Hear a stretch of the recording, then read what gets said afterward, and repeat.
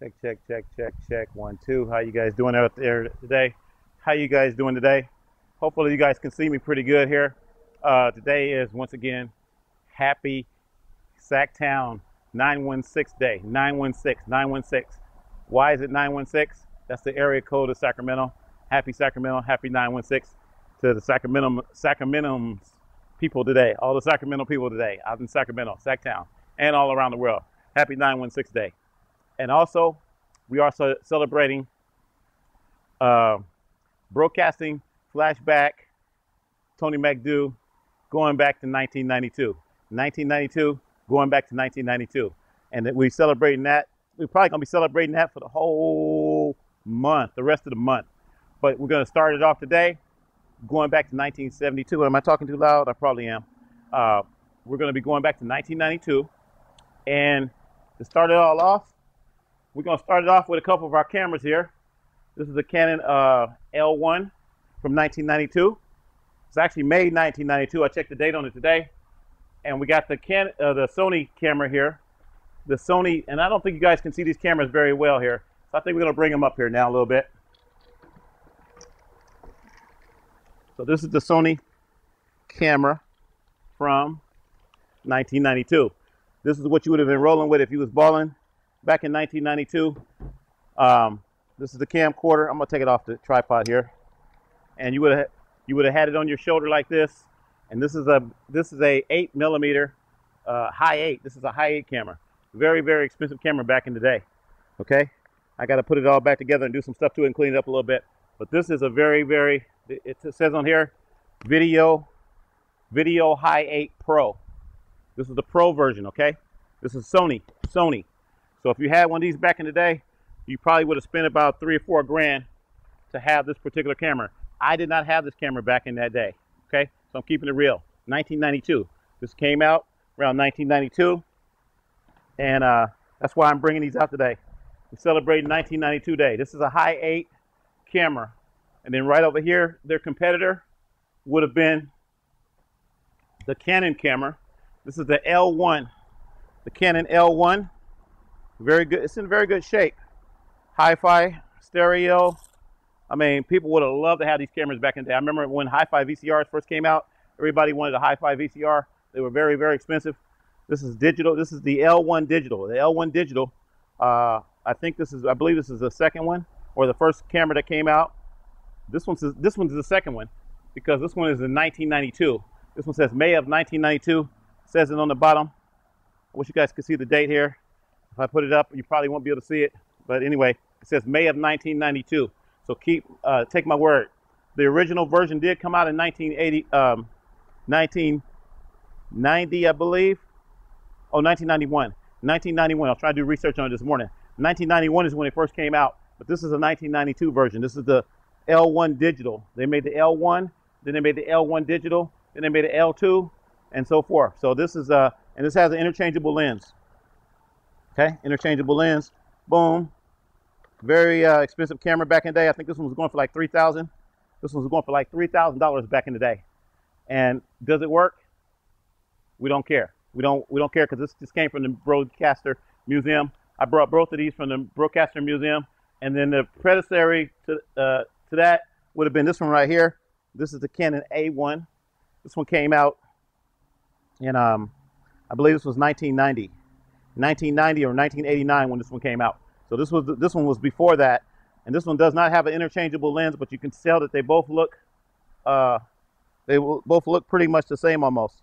So this was the first one, came out 1989. I think it was 1989 to 1994 on these cameras, and they came out with different models. But this one is the 1992 model. So I wanted to emphasize that because 1992 is what we're celebrating right now. We're going to be celebrating it for the whole month.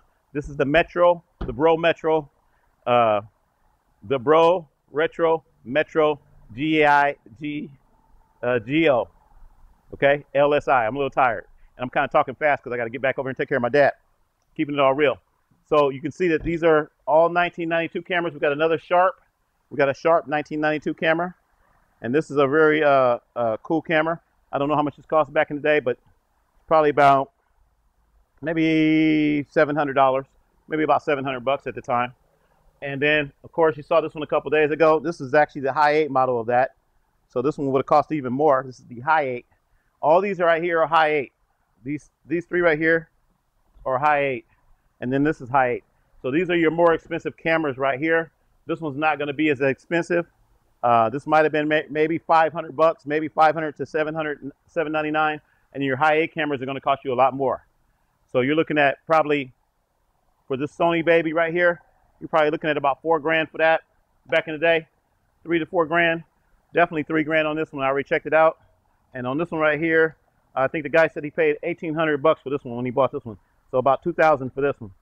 $2,000, $3,000, $4,000. Do the math. And then over here, a couple other cameras. We're not going to show these. We showed these the other day, the JVC. This one didn't exist yet. It was JVC digital mini DV. It didn't exist in 1992. And I'm not sure about this DSC F1. I don't think that existed either. Also have the cases. You can see the cases over there. That's the case that this camera came in right here. Very, very expensive camera back in the day. You had to have big bucks. Now, the reason that I'm talking about 1992, like I said, because with the Metro 1992, the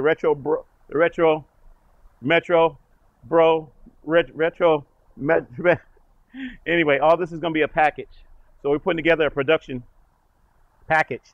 So if I would say I was going to go out and I wanted to film, I want to do a video or something like that, these cameras would be in their cases and whatever, and I may take them out and I may do a production event for 1992, showing you how 1992 was going to be.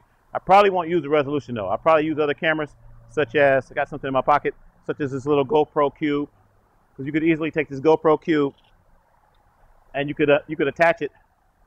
You could attach it to like a camera like this, and there you go, bam.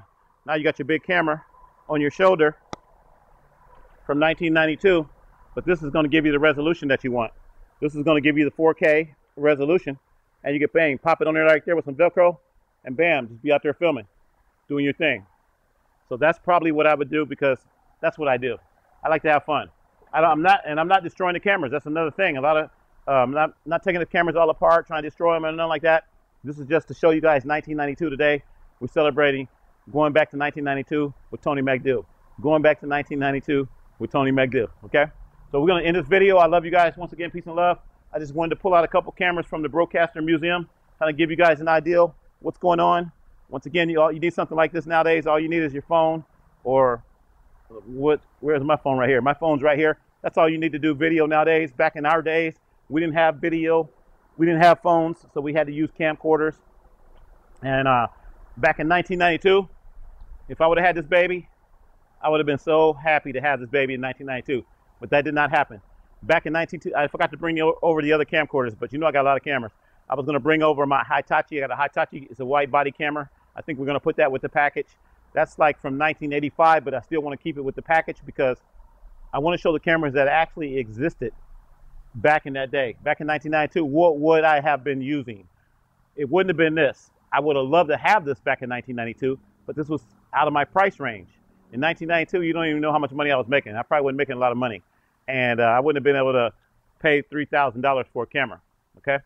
And in today's market, I think this thing is $6,000 now. If you were to look at it as far as inflation, $6,000 in today's money. So it's like buying a camera now for $6,000. Same thing with this. This was like $4,000, maybe even $5,000 for this thing. And then in today's inflation, you're probably looking at $7,000 for something like this. So imagine going out spending $7,000 right now to buy a camera. That's the way that's the way these cameras were represented back then. And the guy, he said he spent like $1,800, $2,000 for something like this back in 1992. So I wasn't rolling like that. I bought my camera. I had a Quasar camcorder that I bought from Cook's Hardware on Del Paso Boulevard. You guys know who I'm talking about. You guys know where that is. Del Paso Boulevard, Cook's Hardware. I think that store, I don't think it exists anymore. But anyway, I bought my camera on payments. I made payments on my Quasar camcorder.